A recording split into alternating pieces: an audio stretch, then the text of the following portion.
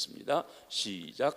여호와 하나님이 그 땅에서 보기에 아름답고 먹기에 좋은 나무가 나게 하시니 동산 가운데에는 생명나무와 선악을 알게 하는 나무도 있더라. 여호와 하나님이 그 사람에게 명하여 이르시되 동산 각종 나무의 열매는 내가 임의로 먹되 선악을 알게 하는 나무의 열매는 먹지 말라. 내가 먹는 날에는 반드시 죽으리라 하시니라. 하나님은 권위자이십니다. 아멘. 여러분, 이 사실에서 우리가 시작해야 돼요. 성경 시작은 태초에 하나님이 천지 만물을 창조하시니라.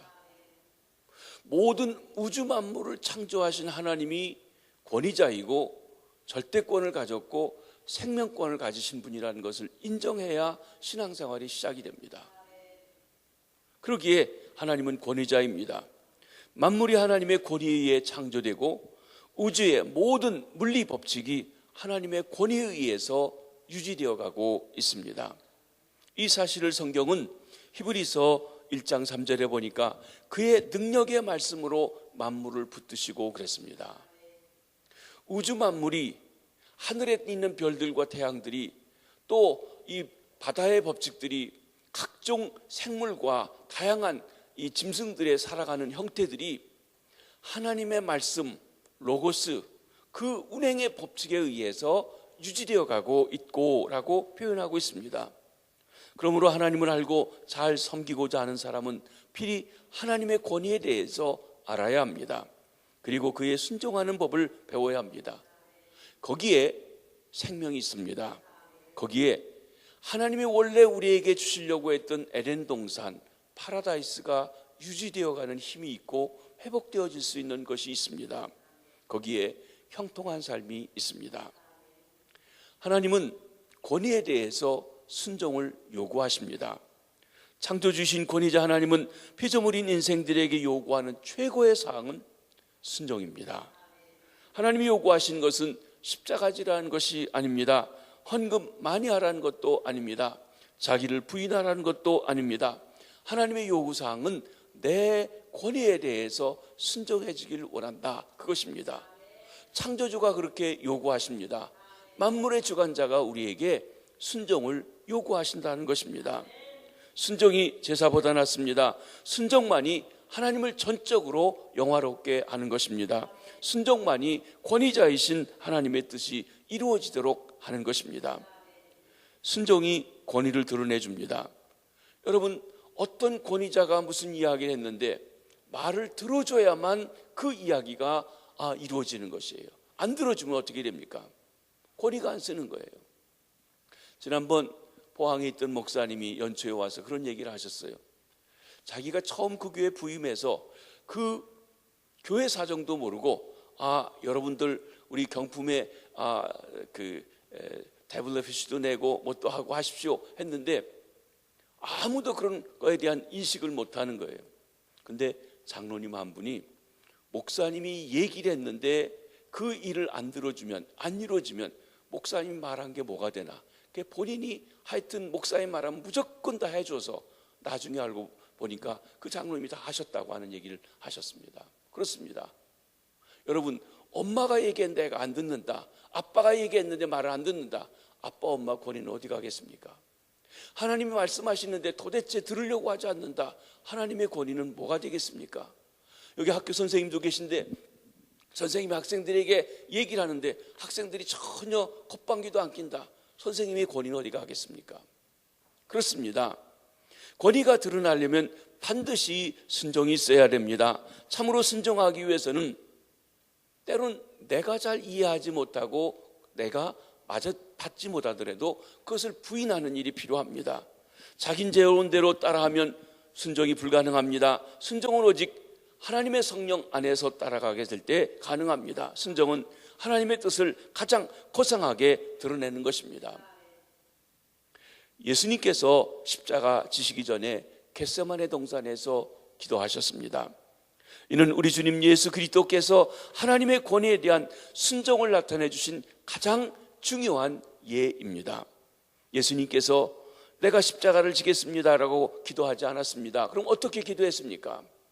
우리 잘 아는 말씀이지만 마태복음 26장 39절 한번 보시겠습니다. 시작. 조금 나아가사 얼굴을 땅에 대시고 엎드려 기도하여 이르시되 내 아버지여 만일 할만하시거든 이 잔을 내게서 지나가게 하옵소서. 그러나 나의 원대로 마시옵고 아버지의 원대로 하옵소서 하시고. 예수님은 십자가 지고 싶지 않으셨습니다. 안 지고 싶으셨어요. 십자가 내가 지겠습니다 얘기 안 하셨어요.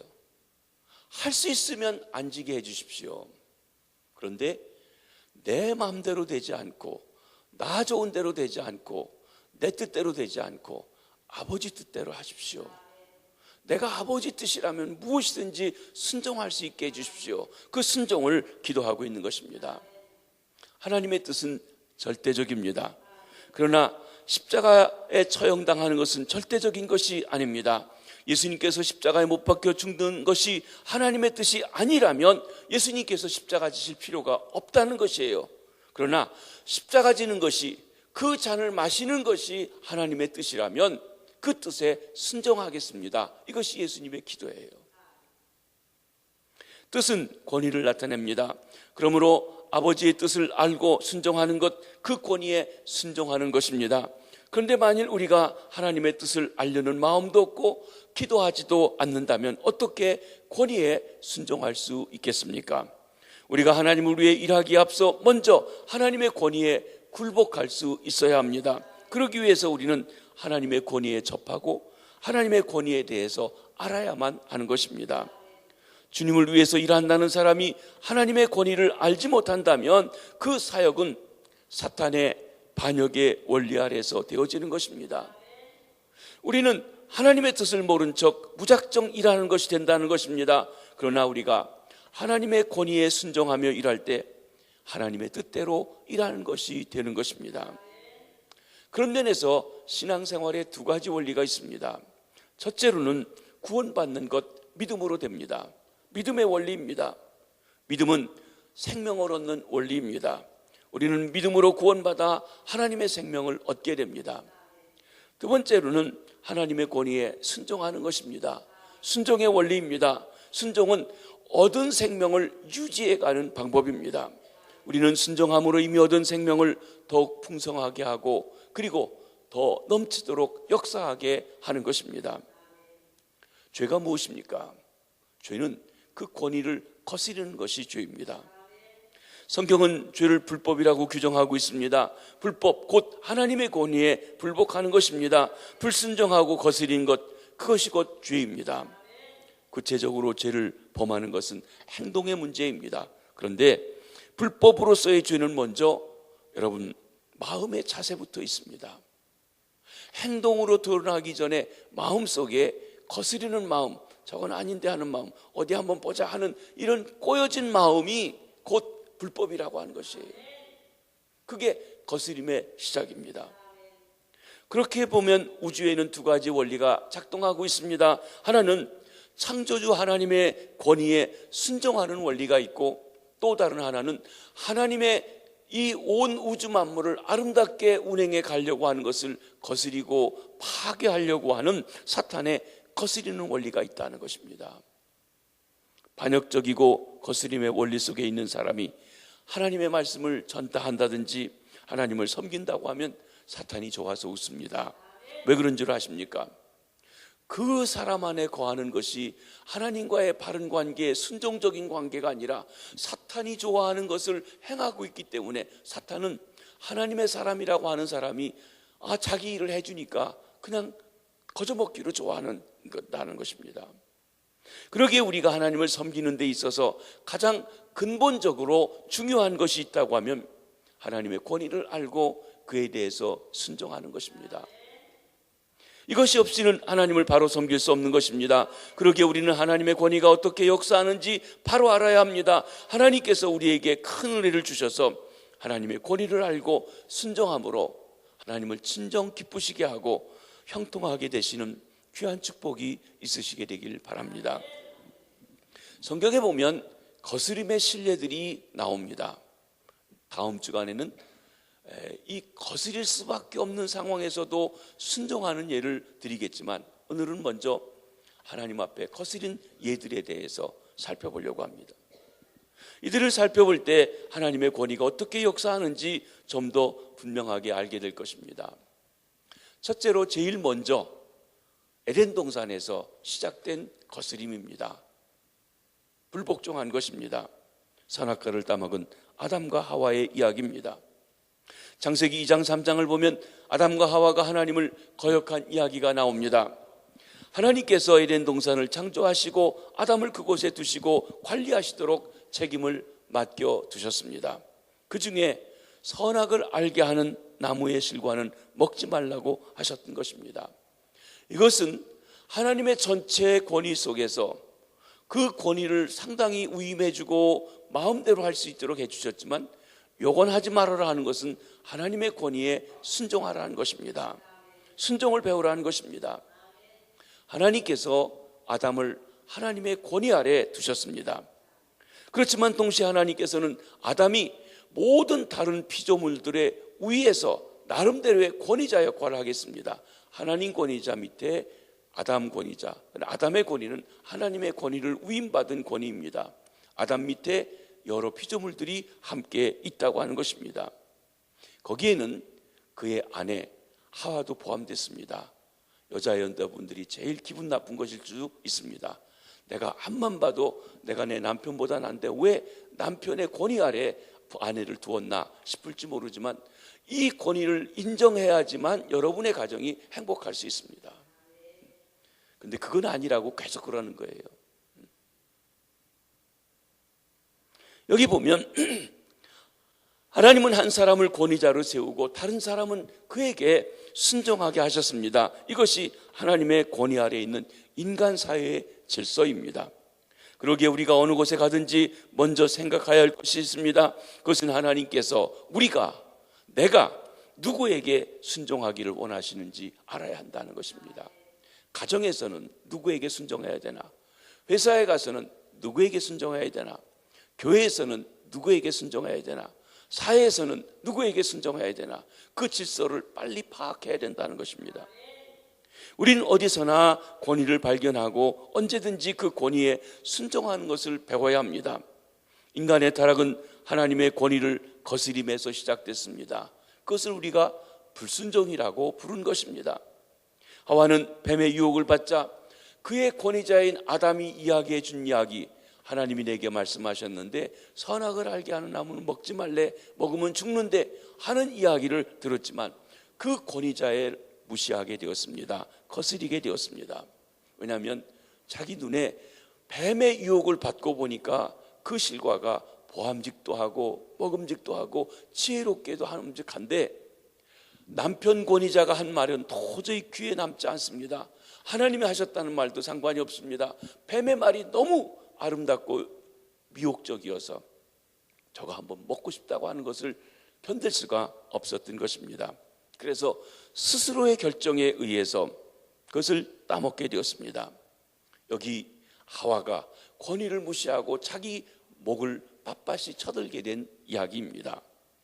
하와가 선악을 알게 하는 나무 열매를 따먹은 것은 자기 의지에 의한 것이었습니다. 하나님의 명령을 어긴 것입니다. 남편인 하나님이 권위자로 세워준 아담의 명령에도 불순종한 것입니다. 또한 아담은 하와의 말을 듣고 금지된 열매를 먹었습니다. 그것이 무슨 이유든지 간에 결과적으로 보면 하나님께서 먹으면 죽는다고 주신 계명에 대해서, 하나님의 권위에 대해서 거스린 처사가 된 것입니다. 그러므로 아담도 하나님의 권위에 불순종했습니다. 반역한 것입니다. 이때부터 인간들은 선악의 원리 속에서 살아가게 되었습니다. 인간이 행동이 선악에 대한 지식에 좌우돼서는 아니 되는 것입니다. 인간의 행동은 순종의식에 의해서 유발되어야 합니다. 선악의 원리, 옳고 그름의 기준, 이론의 수준에 사는 것을 말하고 있습니다. 아담과 하와가 선악을 알게 하는 나무의 열매를 먹기 전에는 그 옳고 그름의 기준이 하나님께 있었어요. 그런데 그걸 따먹고 나면서부터, 거스리면서부터 저만 옳은가 나도 옳지 하고 그 선악의 기준이 자기에게 있어요.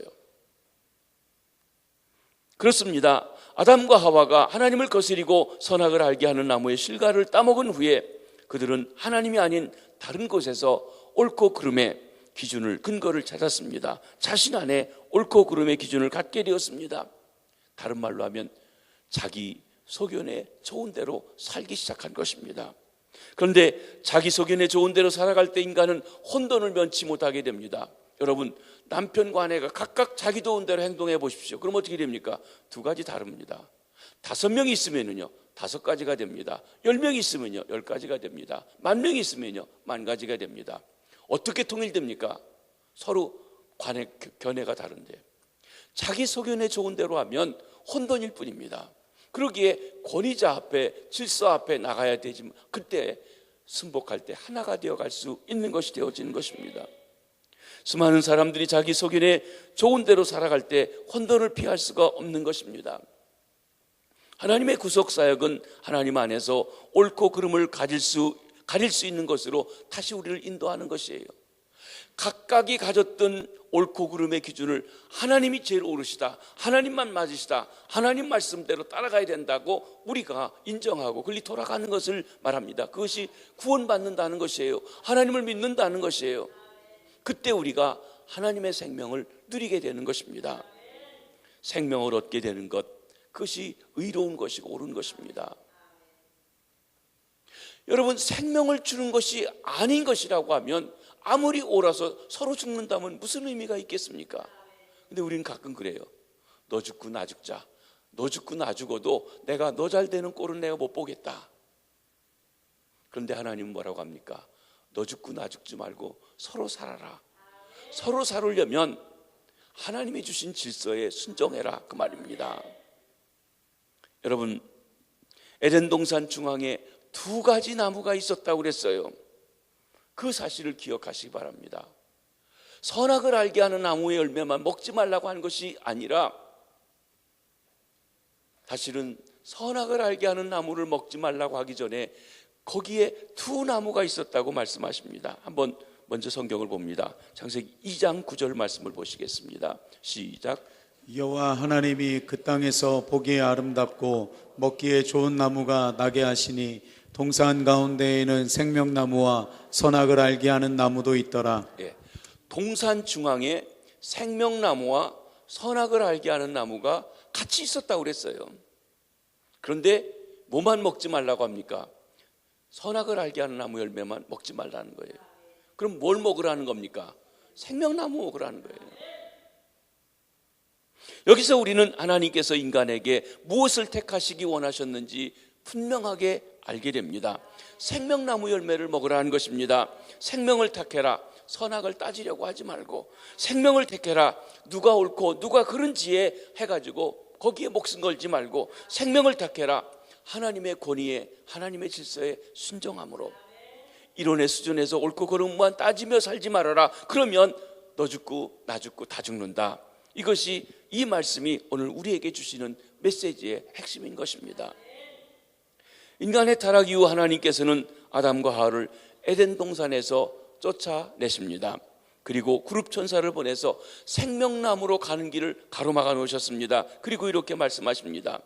22절 중반절에 보라, 이 사람이 선악을 아는 일에 우리 중 하나같이 되었으니 그가 그 손을 들어 생명나무 열매도 따먹고 영생할까 하노라.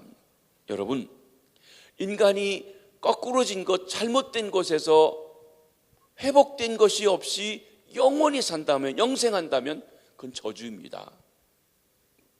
오늘도 우리 장례식을 했습니다만 여러분, 사람이 이 땅에 8, 90년을 산 다음에 영원히 삽니다. 모든 사람이 다 영원히 삽니다.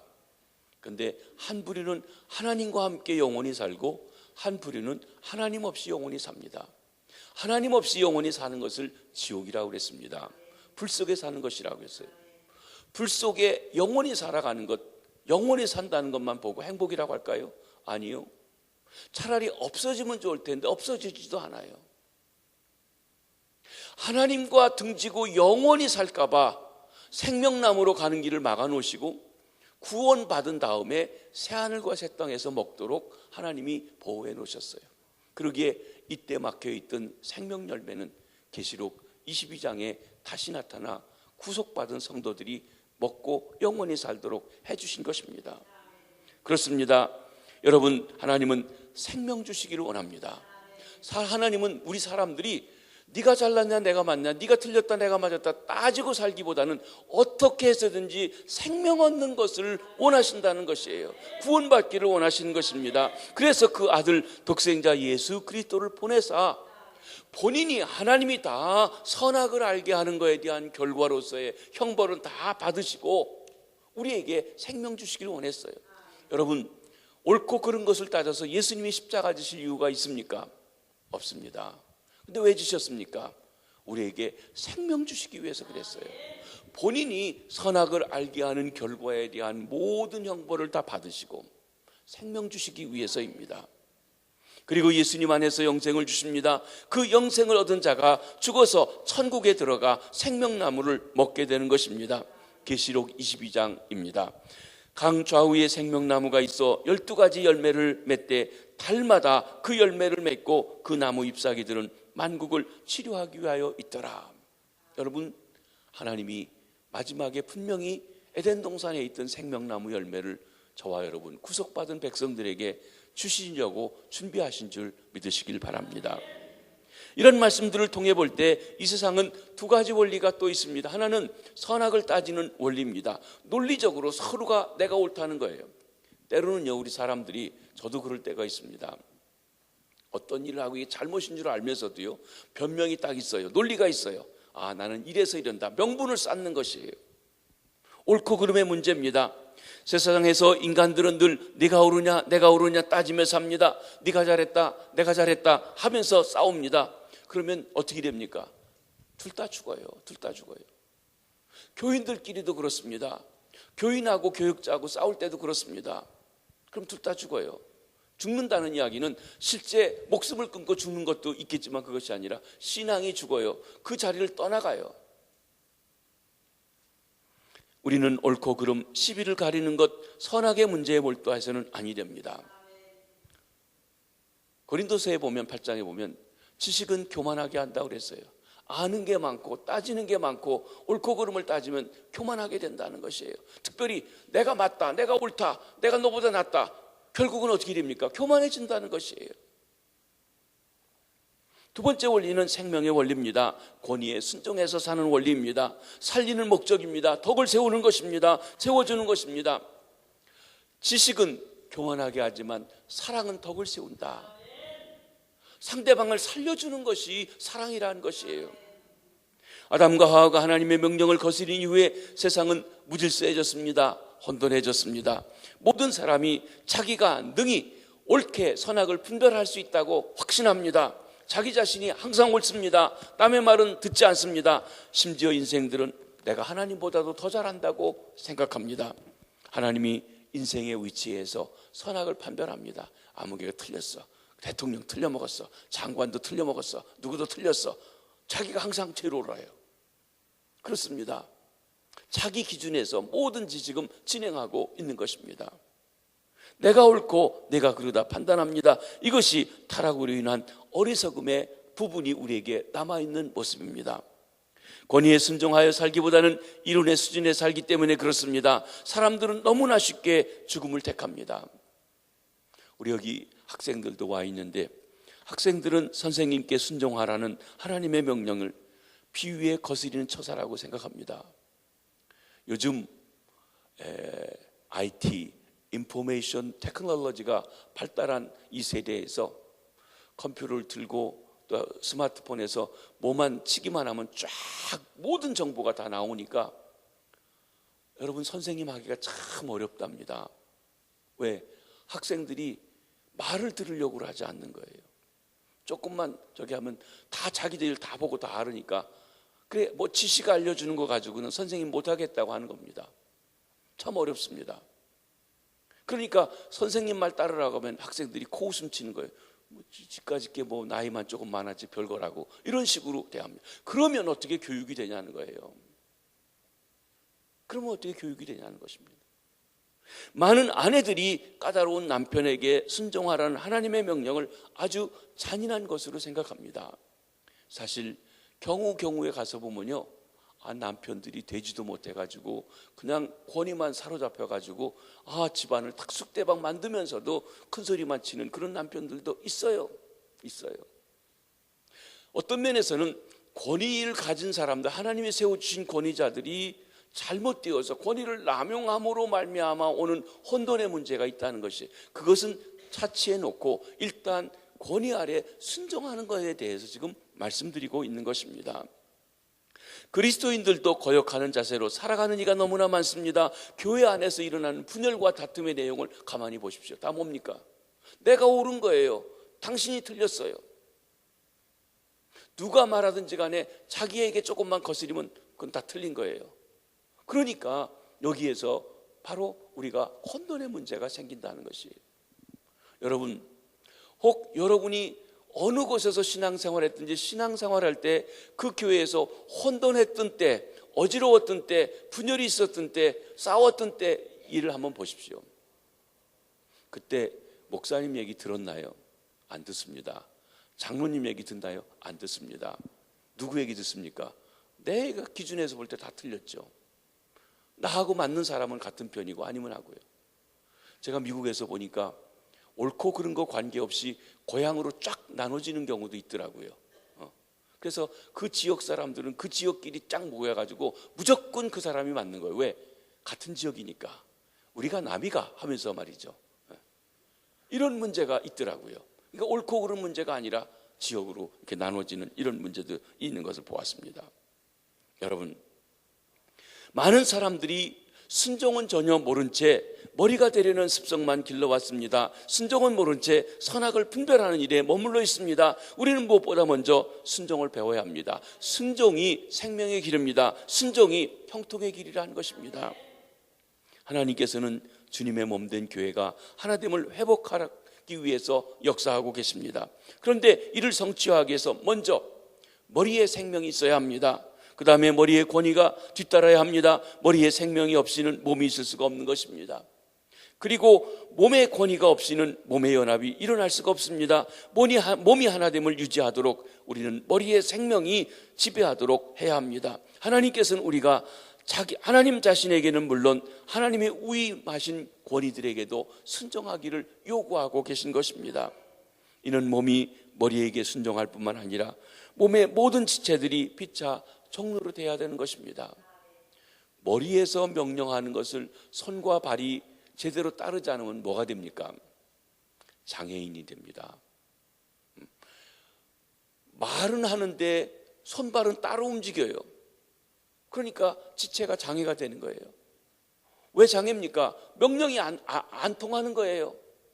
여러분, 지체만 한 게 아니라 정신적으로, 기능적으로 장애가 되어 있다고 하면 그런 일이 생겨지게 되는 것입니다. 여러분, 피자가 서로 복종할 때, 머리의 명령을 따라갈 때 몸이 하나가 되고 머리와도 하나가 되는 것입니다. 머리 대신 주님의 권세가 우세할 때 하나님의 성취가 이루어집니다. 그때 교회가 참으로 하나님의 역사를 이루어가는 하나님의 왕국이 되는 것입니다.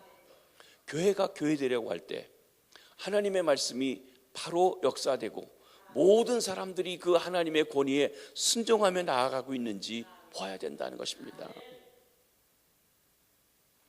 거스림의 실례의 두 번째로는 아버지 노아의 과실을 떠벌린 함에게서 찾아볼 수가 있습니다. 아담은 에덴 동산에서 타락했습니다. 그런데 노아는 포도원에서 실패했습니다. 하나님의 계획 속에 노아는 그 가정에 8명의 구원받은 백성 속의 머리 가장으로 세움받았습니다. 하나님은 온 가족의 가장인 노아에게 권위를 주고 다른 가족들은 그 권위 밑에 있도록 세워주신 것입니다. 여러분의 아버지가 아버지 같지 않고 돈을 못 벌어와도 아버지는 가장입니다. 머리가 나쁘면 누가 고생합니까? 손발이 고생해요. 그러니까 머리가 좋아야 돼요. 제가 결혼하는 아가씨들한테 늘 그럽니다. 머리가 나쁘면 손발이 고생한다고, 머리 잘 선택하라고, 잘못 선택하면 손발이 고생한다고 그럽니다. 근데 머리가 좋으면 어떻게 됩니까? 손발이 편한 거예요. 머리를 잘 모셔야 됩니다. 그렇다고 해서 머리를 업신여기면 손발이 고생만 할 뿐만 아니라 머리하고 분리되어서 또 장애 노릇하게 되어진 것입니다. 어쨌든 여러분, 온 가족이 노아의 권위 아래에 있었습니다. 그런데 이게 노아, 의인이었던 노아가 어느 날 포도원에서 포도를 너무 많이 먹고 술 취해가지고 그냥 누워있는데 그냥 잤으면 좋은데 벌거벗고 잤다 그랬습니다. 부끄러운 걸 다 내놓고 그렇게 잠들어 있는 것이에요. 작은 아들 함이 아버지가 벌거벗은 것을 보고 밖에 나가서 아버지가 벌거벗었대, 아버지 벌거벗었대 하고서는 나가 떠드는 것이에요. 여러분, 옳고 그른 면에 따지면 누가 잘못입니까? 아버지 잘못이에요. 아버지가 채통도 없이 왜 술에 취해가지고 벌거벗고 그렇게 누워있냔 말이에요. 아버지가 원인 제공을 했어요. 노아는 술 취하지 말아야 했습니다. 벌거벗지 말아야 했습니다. 그런데 이 함은 권위자의 위험을 알지 못했습니다. 아버지는 하나님의 임명하신 가정의 권위자입니다. 그런데 함은 그 권위자의 결함을 보고 절제하지 못하고 떠벌리게 되어진 것입니다. 함이 아버지의 과실을 보았을 때 그는 수치감이나 슬픔도 없었습니다. 아버지 권위자의 과실을 덮어주려고도 하지 않았습니다. 있는 그대로 사실대로 이야기한다는 명분하에서 아버지의 허물을 떠버렸습니다. 여러분, 함이 보탠 것도 없어요. 있는 대로 얘기했어요. 그런데 결과를 보십시오. 여러분, 여기 함이 그렇게 떠벌린 것, 거역하는 마음을 품고 있음을 드러내 보여준다고 성경은 말합니다. 함은 아버지 노아의 과실을 덮어주기는커녕 도리어 밖에 나가서 그의 형제들에게 아버지의 부끄러운 모습을 알림으로 아버지를 헐뜯는 것이 되어버렸습니다. 함의 이런 이야기를 들으면 셈과 야벳은 어떠했습니까? 그 이야기를 듣고 탐욕을 가지고 뒤로 둘이 발길로 들어가서 아버지 부끄러운 모습을 가려주었습니다. 보지도 않았어요. 앞으로 가지도 않고 뒤로 갔다는 것입니다. 그래서 덮어드렸습니다. 여러분, 성경에 재미있는 단어 중에 하나는 덮어준다는 것입니다. 이 덮어준다는 말이 죄 용서한다, 구속한다는 말과도 같아요. 커버한다, 막아준다 하는 것입니다. 이러고 보면 노아의 실수와 허물은 노아의 아들들 셈, 함, 야벳에게 하나의 시험거리가 되었습니다. 아버지의 실수와 허물에 대해서 누가 순종하고 누가 거역하는지에 대한 바로 그것을 보여준 것입니다. 노아는 술이 깨어난 후에 이 사실을 알고 예언합니다. 함의 자손들은 저주를 받아서 그 형제들의 종이 될지니라 하고 했던 것입니다. 성경에서 사람의 종이 된다고 예언되었고 종이 된 첫 번째 사람이 함입니다. 함의 아들 가나안이 종이 될 것이라고 하는 선고를 3번이나 성경에 말씀하고 있습니다. 여러분, 내용을 정리해 보니 이렇습니다. 실수는 노아가 했는데 저주는 누가 받았어요? 함이 받았어요. 잘못은 아버지가 했는데 저주는 아들이 받았다는 것입니다. 아버지가 벌거벗었으니까 얘기한 걸 뭘 그렇게 하냐 이거예요. 그런데 벌거벗은 것보다 더 나쁜 게 뭐냐면 그 권위자를 헐뜯은 것이, 있는 대로 얘기했더라도 권위를 업신여긴 것이 더 중요한 죄라고 하는 것을 말합니다. 이게 하나님의 원리예요. 이것을 보실 수 있어야 된다는 것이에요. 여러분, 하나님이 세우신 권위에 순종하지 않고 거스리는 사람은 권위에 순종하는 사람의 종이 된다는 것을 말해주고 있습니다. 하나님을 섬기고자 하는 사람은 권위를 알고 순종해야 합니다. 여러분의 권위자의 실수나 허물을 떠벌리지 마십시오. 여러분의 부모님, 여러분의 아버지의 실수와 허물을 떠벌리지 마십시오. 여러분의 남편의 실수를 떠벌리지 마십시오. 여러분 직장의 상사들의 실수와 허물을 떠벌리지 마십시오. 그 회사에서 오래가지 못하고 쫓겨납니다. 회사에 쫓겨나는 게 죽는 거예요. 그렇죠? 회사의 사장님 흉허물 있는 대로 얘기했다고 다 떠벌려 보십시오. 그 회사 살아남을 수 있겠습니까? 쫓겨나지. 못 있지. 여러분, 교회 목사의 실수나 허물도 떠벌리지 마십시오. 여러분의 나라의 대통령의 실수나 허물도 떠벌리지 마십시오. 우리나라에 이런 말이 있어요. 사람이 없을 때는 나라님의 얘기도 한다. 그게 우리나라가 가진 지금 혼돈 가운데 있는 이유입니다. 왜요? 나라님에 대해서 내 기준에서 너무 판단하고 잘했다 잘못했다를 하다 보니까 권위가 안 서요. 마음에 안 드는 거예요. 통치가 안 되는 거예요. 그러니까 우리나라가 하나가 되어 잘 살려면 내가 뽑아서 세운 권위자를 적어도 그 사람이 하는 동안에, 아니면 다음에 뽑지 말아야죠. 자기가 뽑아놓고는 왜 그렇게 그냥 뒤에서 또 헐뜯고 그러냐고요. 그러지 않습니까?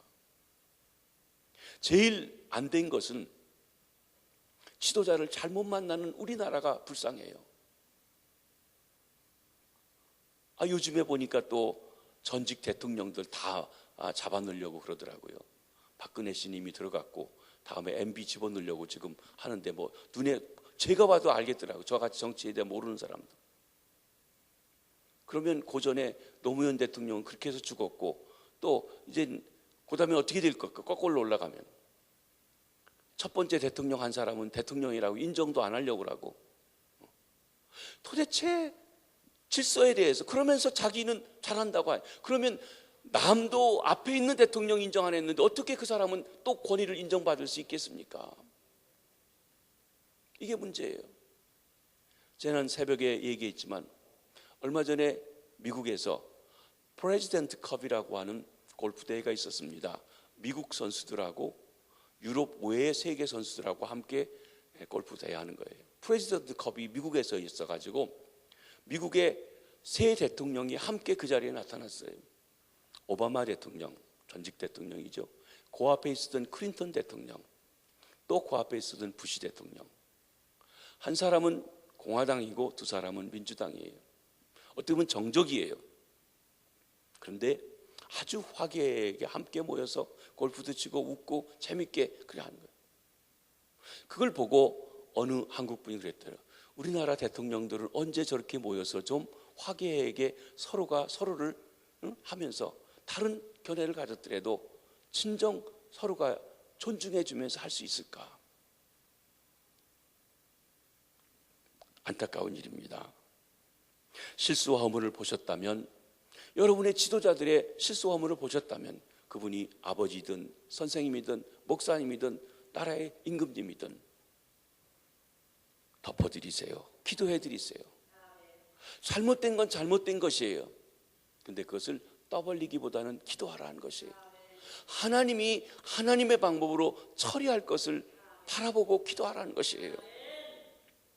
그것이 하나님의 권위를 알고 순종하는 자세입니다. 아무도 불법 정신으로 하나님을 섬길 수가 없는 것입니다. 거스림의 실제는 다른 부를 드린 나답과 아비후에게서도 볼 수가 있습니다. 레위기 10장에 나오는 말씀입니다. 나답과 아비후는 하나님이 택하신 가문에 속했기에 제사장으로 일하게 되었습니다. 하나님은 아론을 제사장으로 세우시고 그 머리에 기름을 부으셨습니다. 하나님은 아론에게 모든 제사 문제에 대한 권위를 그에게 부여해 주셨습니다. 아론의 아들들은 아론의 아들이라고 하는 그 이유로 제사장이 되어서 아버지 아론의 제사를 돕는 역할을 했습니다. 대제사장인 아론의 말에 순종하여 제단 곁에서 돕는 역할을 했던 것입니다. 하나님은 아론의 아들들을 아론의 권위 아래에 두셨습니다. 아론이 제물을 바치고 아들들은 그 옆에서 도왔습니다. 아론이 움직이지 않으면 아들들이 움직여서도 아니 되었습니다. 모든 일이 아론으로부터 시작되었습니다. 그런데 아론의 네 아들 중에 나답과 아비후가 어떻게 하다가 불을 꺼뜨리고 하나님이 명하시지 않은 다른 불을 갖다가 불을 피웠는데 그 불이 나와가지고 이 사람들을 불태워 죽였습니다. 하나님께 예배하는데, 하나님께 제사하는데 불이 꺼져서 다른 불을 갖다 했는데 왜 하나님이 불태워 죽이셨을까요? 여러분, 교회에서 봉사하시는 목사님들, 부교육자들, 장로님들, 권사님들, 각 부에서 일하시는 선생님들 잘 들으셔야 합니다. 왜 하나님 앞에 열심히 일한다고 했는데 불태워 죽이십니까? 이게 여기 바로 질서를, 권위를 망각하고 일하고 있는 일 때문에 그렇다는 것입니다. 다른 불이란 명령을 받지 않고 섬기는 것을 말합니다. 다른 불이란 권위 아래 순종 없이 섬기는 것을 의미합니다. 나답과 아비후는 아버지 아론이 제사를 드리는 걸 보았어요. 별거 아니에요. 불 갖다 태우고 재물 태워가지고 드리면 되더라고요. 자신들도 얼마든지 그까진 건 할 수 있다고 생각했습니다. 그리고 임의로 자기 마음대로 자기 좋은 대로 불을 갖다가 붙여가지고 했는데 불이 나와서 타 죽고 말았던 것입니다. 여기 중요한 문제가 있습니다. 하나님을 섬기는 것과 다른 불을 드리는 것이 매우 유사해 보입니다. 그러나 완전히 다르다는 것입니다. 똑같이 하나님을 섬기고 있는 것 같습니다. 그런데 하나님 보실 때는 전혀 다르다는 것입니다. 살고 죽는 것만큼이나 다르다는 것입니다. 참된 봉사는 뭡니까? 하나님에 의해서 하나님께 순종하여서 시작되어지고 진행되어 가는 것입니다. 사람이 하나님의 권위 아래 섬길 때 하나님이 그를 연락하십니다. 다른 불은 사람에게서 나옵니다. 권위와 질서를 무시한 채 자기 마음대로 하는 것이에요. 그것은 전적으로 인간 자신의 열심으로 행해지며 결과적으로는 죽음으로 끝나는 것입니다. 외형적으로 볼 때는 열심히 할 때 오히려 자기 뜻대로 하는 사람이 더 열심히 할 수 있어요. 그런데 결과적으로 죽음일 수 있다는 것입니다. 이는 하나님의 뜻과는 거리가 멀어요. 하나님의 권위에 순종하지 않고 자기 소견에 좋은 대로 하는 것입니다. 나답과 아비후는 대제사장인 아버지 아론을 떠나서 일했습니다. 그러므로 그들은 하나님과 관계없이 독립적으로 일했다는 것입니다. 하나님의 일은 권위 아래에서 조화를 이루어야 합니다. 하나님은 나답과 아비후가 하나님의 세우신 권위자인 아론의 권위 아래에서 봉사하기를 원했습니다. 하나님의 사역은 언제나 함께하는 사역입니다. 신약에 보면 사역자들이 함께 사역했습니다. 바울과 바나바가, 바울과 디모데가, 베드로와 마가가 그렇게 일했습니다. 그런데 하나님은 그들이 일할 때 그 중에 한 사람은 권위자가 되고 한 사람은 따르는 사람이 됩니다. 영어로 말하면 한 사람은 리더고 한 사람은 팔로워가 되게 돼 있다는 것이에요. 둘 다 리더는 아니에요. 분명히 거기에 질서가 있다는 것입니다. 그러므로 우리는 권위의 서열에 따라서 하나님을 섬겨야 합니다. 가정과 사회와 교회에서도 그렇습니다. 사랑하는 성도 여러분, 자녀가 부모를 떠나서 마음대로 살아간다면 어떻게 될까요? 때로의 어느 시점에서 자녀들이 부모보다 더 똑똑하고 더 잘할 수 있고 돈도 더 많이 벌 수 있고 능력도 더 있을 수 있습니다. 그러나 역시 계속 부모의 권위 아래에 있는 것입니다. 아내가 남편과 상의도 없이 자기 마음대로 모든 일을 처리해 간다면 그 가정이 어떻게 될까요? 직장에서 부하 직원이 상사의 사장님의 동의도 없이 일을 벌린다면 어떻게 될까요? 교회에서 부교육자들이 담임 목사의 지시를 받지도 않고 임의대로 자기 사역을 한다면 어떻게 될까요? 마음은 내가 목사님을 위한다고 하면서도 말입니다. 여러분, 여기 부목사님들인데 절 위하시려면 제가 좋아하는 대로 해주셔야 돼요. 여러분 마음대로 하고 난 목사님을 잘 도우려고 했다고 그런 얘기 하지 마세요. 여러분 마음대로 하지 마세요. 진짜 내가 원하는 게 뭔지 보셔야 돼요. 지나치게 여러분 머리를 쳐들고 독자적으로 행동하는 사람은 거슬리는 사람으로 결국 죽음에 처하게 됩니다. 질서에서 공동체에서 도태된다는 것이에요. 같이 일할 수가 없어요. 쫓겨나가게 됩니다. 죽게 된다는 것이에요. 다른 불을 드리는 것과 마찬가지의 일이라고 할 것입니다. 하나님 앞에서는 그저 불을 켜서 향만 태우면 되는 것이 결코 아닙니다. 하나님 앞에서는 그저 열심을 내서 봉사하고 뭔가 일하면 되는 것이 아니라는 것입니다. 불의 성격이 무엇이냐가 중요한 것입니다. 자기 열심으로 하고 있는 것인지 정말 하나님의 질서를 따라 하고 있는지 하는 것입니다. 제사는 드리기만 하면 되는 게 아니에요. 하나님의 권위에 순종해서 그 직무를 수행해야 되는 것입니다. 나답과 아비후, 아론의 아들로서 아버지 아론의 대제사장을 돕는 역할을 했지만 아버지의 권위를 떠나서 임의로 독자적으로 자기 마음대로 하나님을 섬기고 주의 일을 한다고 했습니다. 요즘 말로 하면 부교육자들이 담임 목사의 지시도 받지 않고 자기 좋은 대로 일하는 것이에요. 제가 목회하면서도 그런 일이 있었습니다. 아주 똑똑하고 일도 잘하고 잘 도와주기도 하고 어떤 면에 저보다 나은 점도 많은 부목사님인데 어느 날 자기 임의대로 또 다른 동료들을 컨트롤을 하고 있다는 걸 알았어요. 불러 얘기했습니다. 그러지 말라고. 그러는 거 아니라고. 나 그거 원치 않는다고. 근데 그게 고쳐지지 않고 계속해요. 더 일할 수 없어요. 그만두시게 했어요. 나가게 했어요. 그랬더니 사람들이 목사님이 그럴 수 있냐고. 예, 그래야 됩니다. 왜? 담임 목사를 도와서 일하는 사람이 담임 목사 얘기를 안 듣고 자기 마음대로 하면 같이 일 못하는 거죠.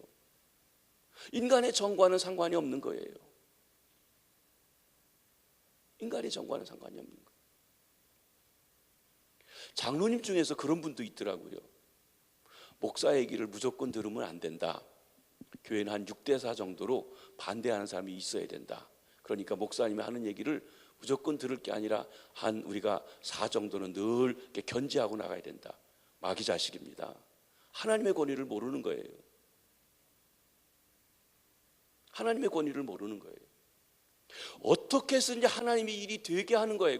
목사가 잘못됐으면 물론 막아야죠. 그렇게 하면 안 되죠. 무조건 도우라는 얘기 아니에요.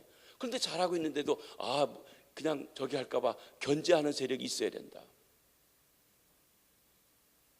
여러분, 그리고서는 자기가 똑똑하다고 얘기한다고 하면 거스리는 거예요. 그러니까 그런 사람들을 세워놓고 하나님의 일을 한다고 하는 거 보면 답답하고 안타깝고 한 것입니다. 여러분, 여기 우리는 오늘날 많은 사람들이 자기 멋대로 하나님을 섬깁니다. 나름대로는 열심히 있습니다. 자기 나름대로 논리가 정확합니다. 그런데 권위 아래에 있지 않다는 것이에요. 그러면 순종하지 않고 있다고 하면 그것은 오히려 하나님의 일을 하고 있는데 하나님을 거스르는 일이고 마귀 좋은 일을 하는 일밖에 되지 않는다는 것이에요. 우리 교회가 성전 건축하는 것이 하나님의 뜻이라고 정하고 당회도 정하고 저도 기도받고 응답을 받고 합니다. 그런데 하나님의 성전을 짓는 건 하나님의 뜻이 아니라고 안 참석하고 거역하고 사람들을 모아서 헌금하지 못하게 하고 하는 사람이 있어요. 그건 권위를 거스르는 일입니다. 아니면 떠나시면 돼요. 아니면 떠나면 돼요. 그래서 성전 건축할 때 여러 사람이 떠났어요. 왜 멀쩡한 교회 부시고 새로 짓냐고. 그러나 진행하고 있는데 계속 아니라고 하고 성전 건축 헌금도 안 하고 중직자인데도 그러면서 계속 거스리고 있다면 그것은 그가 얼마나 열심히고 저기 한지 모르지만 그건 분명히 말하는데 하나님을 거스리는 것이고 마귀 좋아하는 일 하고 있는 것이라는 것을 아셔야 합니다. 네 번째, 우리는 거스림의 실례를 동생 모세를 비방한 아론과 미리암에게서도 볼 수가 있습니다. 민수기 12장입니다. 아론과 미리암은 모세에게는 형과 누이입니다. 그러기에 가정에서는 모세가 마땅히 아론과 미리암에게 그 권위에 대해서 순종하고 또 따라줍니다. 그러나 하나님의 부르심의 사역에 있어서 본다고 하면 아론과 미리암이 지도자인 모세의 권위에 순종해야 합니다. 그런데 아론과 미리암이 모세를 비방하다가 문둥이가 되었습니다. 나병 환자가 되었습니다. 어떤 일입니까? 민수기 12장 1절에 보면 모세가 구스 여자를 취했다 그랬습니다. 이는 아마도 모세가 그 아내 십보라가 죽은 후에 재혼한 것으로 보입니다. 그런데 모세가 지도자가 자기 동족 중에서 한 사람을 취해서 결혼했으면 좋았을 텐데 구스 여자, 이방 여자, 이디오피아 여자와 결혼했다는 것입니다. 이 일로 인해서 미리암과 아론이 모세를 비방합니다. 더 나아가서 여호와께서 모세와만 말씀하셨느냐, 우리와도 말씀하시지 않았느냐라고 하면서 모세에게 대해서 그 권위를 도전하는 이야기를 하는 것입니다. 구스 이디오피아 여인은 아프리카 사람으로 그 족속으로 본 함의 후손입니다. 모세가 이디오피아 여인과 결혼한 것은 분명 잘못입니다. 누나인 미리암이 가족관계에서 자기 동생 모세를 책망할 수 있을 것입니다. 그러나 미리암이 모세를 비방할 목적으로 입을 열었을 때 미리암은 그만 모세의 지위에 대해서 도전하고 하나님의 사역에 대해서 도전하고, 하나님이 그하고만 얘기하냐, 나하고도 얘기한다. 하나님이 담임 목사님한테만 말씀하시느냐? 나하고도 직통으로 통한다. 목사님 말 틀렸다. 내 말이 맞다. 성전 건축 안 해도 된다. 이러면서 한다고 하면 그건 분명히 거스리는 것이라는 것입니다. 하나님은 사역에 있어서 자신의 권위를 모세에게 위탁하셨습니다. 그러므로 가족이란 이유로 아론과 미리암이 모세의 지위를 공략한 것은 얼마나 큰 잘못인지요. 이스라엘을 애굽에서 인도해내기 위해서 모세를 택하신 분이 하나님이신데 그럼에도 불구하고 미리암은 모세를 비방했던 것입니다. 이에 하나님은 미리암에 대해서 매우 화가 나셨어요. 미리암은 자기 동생을 다룰 수 있을지 모릅니다. 그러나 하나님의 권위를 비방해서는 아니 되는 것입니다. 문제는 아론과 미리암이 하나님의 권위를 인식하지 못했다는 것입니다. 그들은 자연적인 가족 관계에서 말한다고 했는지 모르지만 거스르는 마음을 품고 있었습니다. 모세는 아무런 말하지 않고 엎드려만 있었습니다. 하나님께서 자기를 권위자로 세우셨는데 그때여 자기가 일일이 변명할 필요가 없다는 것입니다. 그러나 하나님은 가만히 계시지 않았습니다. 하나님께서는 미리암과 아론에게 향해서 진노하셨습니다. 그리고 하나님이 떠나가시자 미리암이 즉시 문둥이가 되었습니다. 나병이 되었습니다. 여기 미리암만 나병이 된 걸 보면 미리암이 그 마음을 가지고 아론을 부추겼고 그리고 미리암이 모든 걸 주도했다는 것을 보여주고 있는 대목입니다. 나병이 걸린 것이 구스 여자가 되는 것보다 나을 수 있을까요? 무슨 얘기입니까? 그래, 구스 여자, 이방 여자, 천한 여자 할 수 있다. 너는 문둥병자야. 여러분, 문둥병자가 되어서 그는 이 하나님의 백성 속에 있지 못하고 진 밖에 쫓겨나가서 그 진이 움직이는데도 사흘 동안이나 움직일 수 없도록, 그 병이 나을 때까지 움직일 수 없도록 그렇게 되었던 것입니다. 미리암의 내적인 거역함이 외적인 나병으로 나타났던 것입니다. 여러분, 거스리는 게 문둥병처럼 하나님 보실 때 악한 것이란 말씀입니다. 나병에 걸린 미리암은 병이 되어서 진영에 쫓겨났습니다. 다른 사람과 모든 접촉을 끊어야 했습니다. 구스 여자보다 더 더러운 여인이 되었습니다. 미리암 때문에 이스라엘 백성들은 행군하지 못하고 멈춰서서 기다려야만 했던 것입니다. 우리 중에도 거역과 비방이 있으면 언제나 하나님의 임재를 상실하게 됩니다. 하나님이 역사하시지 않게 되는 것입니다. 가장 우리가 지상 장막은 움직일 수가 없습니다. 하나님의 공동체가 전진할 수가 없는 것입니다. 여러분, 교회 공동체가 앞으로 나가고 하나님을 기쁘시게 하는 일을 힘써 나가려고 하면 어찌해야 됩니까? 거스림이 없어야 돼요. 협력해서 하나가 되어 나가야 돼요. 하나님의 권위에 대해서 따라 나가야 돼요. 그래야만 그 모든 일에서 힘있게 나가는데 자꾸 거스리면 어떻게 됩니까? 미리암이 거스리고 이런 이유로 거스리고 그러면 전진하지 못하고 머물러 섭니다. 문둥병이 나았을 때까지 기다려야 했던 것입니다. 특별히 하나님이 세운 지도자를 거역하며 비방할 때 발전할 수가 없습니다. 비방은 그 마음속에 반항, 거스림의 정신이 있음을 말해주고 있는 것입니다. 이것이 바로 거스림의 싹입니다. 우리는 하나님을 두려워하며 하나님이 세운 지도자에 대해서 함부로 말해서는 아니 됩니다. 여기서도 보면 하나님은 옳고 그른 선악의 논리대로 일하시지 않는 것을 봅니다. 냉정하게 보면 잘못은 누가 했습니까? 모세가 했죠. 지도자가 좀 지도자답게 선택을 해서 덕 있는 여자, 좋은 신앙의 가문에 있는 사람을 결혼했으면 왜 그런 얘기를 했겠습니까? 왜 하필이면 이디오피아 구스 여자하고 결혼해가지고 이런 구설수를 올리는 것입니까? 그런데 하나님은 모세가 구스 여자를 취한 것에 대해서 아무 말도 하지 않으셨어요. 오히려 그를 비방하고 있는 미리암에 대해서 문둥병을 만드심으로 하나님이 거슬리는 것이 더 죄악된 것임을 말해주고 있다고 하는 것입니다.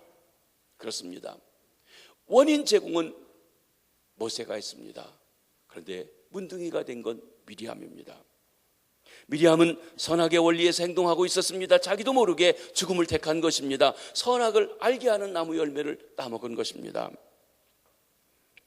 창조주이신 권위자 하나님께서 피조물인 인생들에게 요구하는 최고의 사항이 있다면 순종하는 것입니다. 우리는 우리 삶에 수많은 권위자들 속에 살아갑니다. 내가 권위자일 수도 있고 말입니다. 가정에서는 남편이 권위자입니다. 아내에 대해서. 자녀들에게는 아버지가 권위자입니다. 어머니가 권위자입니다. 여러분 직장에서 여러분 직장 상사 권위자들이 있습니다. 교회에서 여러분이 좋아하든 싫어하든 담임 목사가 권위자입니다. 지나간 담임 목사가 아니라 현재 여러분의 담임 목사가 권위자예요. 그런데 아직도 지난 담임 목사한테는 잘하고 또 하면서 현재 담임 목사는 시시해서 그런지 잘 안 하는 사람도 있어요. 먼저 담임 목사 말을 들으면서 현재 목사 말을 거스리고 있다면 그건 거스림이에요. 왜냐하면 담임 목사 직위가 해제된 순간부터 이 교회에 대한 권위는 끝난 것입니다. 무슨 말씀인지 아십니까? 새로 담임 목사가 오는 순간, 그 순간부터 권위가 그 사람에게 주어지는 것이에요. 그런데 과거에 있었던 분한테는 잘하는데 현재 있는 분한테 잘못하고 있다면 여러분이 이 권위를 잘못 알고 있는 것이에요. 이건 꼭 저에 대해서 여러분이 말하는 것이 아니에요. 저는 얼마 있으면 갈 거예요. 또 다른 목사님 올 거예요. 앞으로도 계속 여러분들이 이 관계에 대한 원리를 이해하고 나가지 않으면 아니 된다는 점에서 말씀드리는 것이에요. 아멘만 하시지 말고 실제로 그렇게 하셔야 돼요. 네. 순종이 하나님의 권위를 드러내 줍니다. 우리 인생들은 믿음으로 권위를 받아 믿음으로 구원받아 하나님의 생명을 얻었습니다. 그렇다면 이제는 순종함으로 그 생명을 유지하며 풍성하게 해야 합니다. 주님은 이 땅에 오셔서 생명을 주러 오시고 풍성하게 하러 오셨어요. 믿음으로 생명을 얻었다면 풍성한 생명은 순종함으로 얻는 것입니다. 내가 믿음으로 구원받았다는 것만 감사할 게 아니라 내가 늘 순종하며 풍성한 생명을 누리기 위해서 순종을 배우셔야 하는 것입니다. 그런데 인생들은 자기 생각에 좋은 대로 행하며 하나님을 거스립니다. 하나님의 세우신 질서와 권위에 순종함으로 풍성한 생명을 살아가시게 되길 바랍니다. 우리 다음 주에는 이렇게 거역한 사람들이 아니라 거역할 수밖에 없는 상황 속에서도 순종하며 나간 사람들, 그리고 우리 거역에 대한 것을 어떻게 제거할 수 있는지, 이 거역과 순종과 권위에 대한 두 번째 말씀을 다음 주일날도 말씀을 드리도록 하겠습니다. 우리 찬송 같이 부르십니다. 우리 찬양팀 앞에 나와서 주님 말씀하시면 내가 나아가리.